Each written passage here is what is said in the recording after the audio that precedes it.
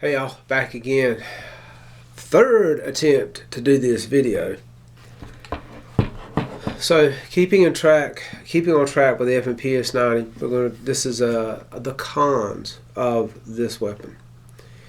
The first con right off the bat is it's a niche firearm. Everything about this weapon is proprietary.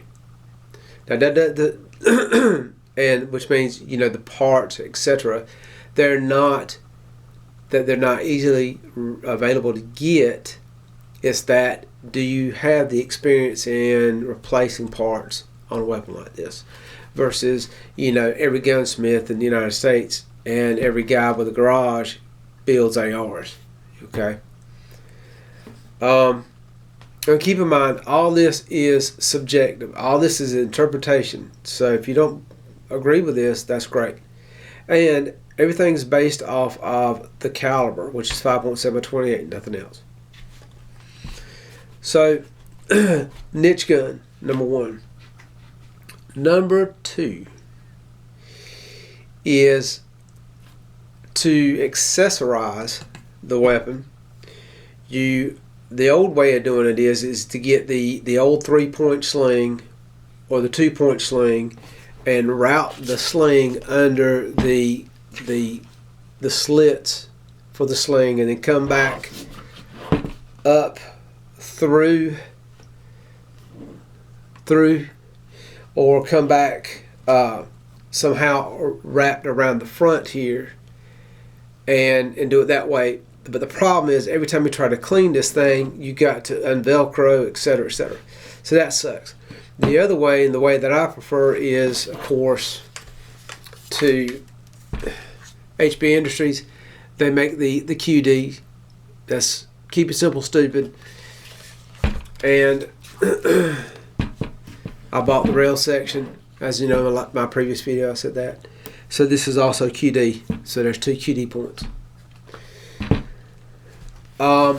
The next quandary that you're going to come across, this little queer thing about this weapon, is how to shoot it, meaning optics.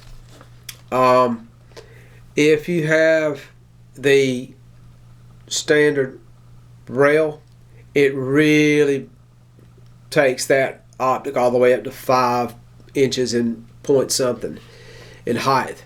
That's crazy high. So I'll address both at the same time. The height of a bore,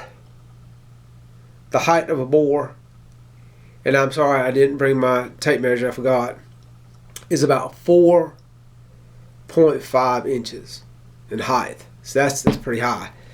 HB Industries can help you out with that. That's what this is, an HB Industries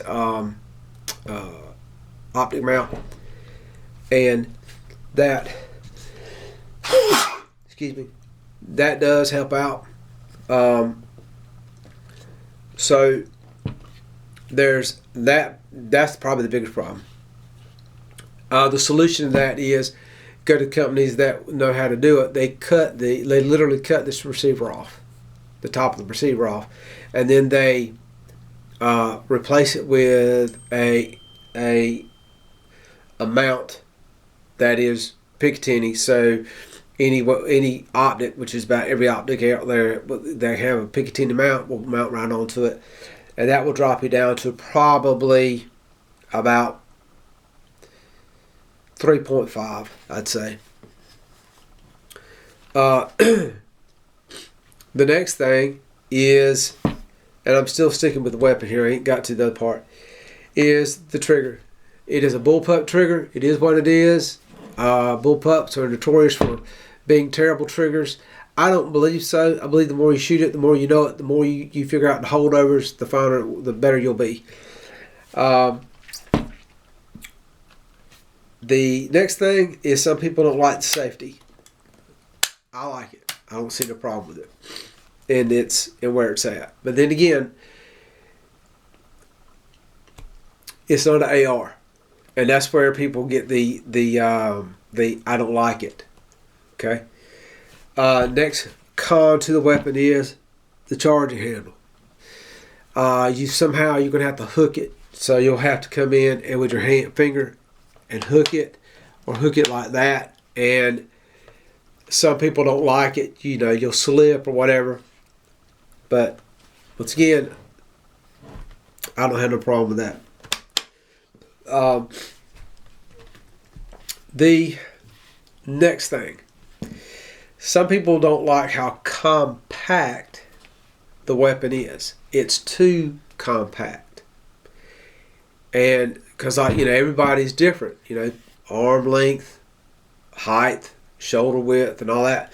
So it does play a part in it. And some people feel like it turtlenecks them down real bad, and their head turns into an odd place, etc. So they have to, they don't like it for that. Case in point, Strike Industries has come out with a aftermarket chassis for this, and it's supposed to alleviate that problem. So I think that's about all there is to address as far as like a negative to the weapon. Now we're going to go to the next negative. A lot of people don't like the hockey stick for magazine. And the reason why they don't is because having to mount stuff on their chest rig, you see, like for me, I mean, that's from my stomach up to the high end of my chest.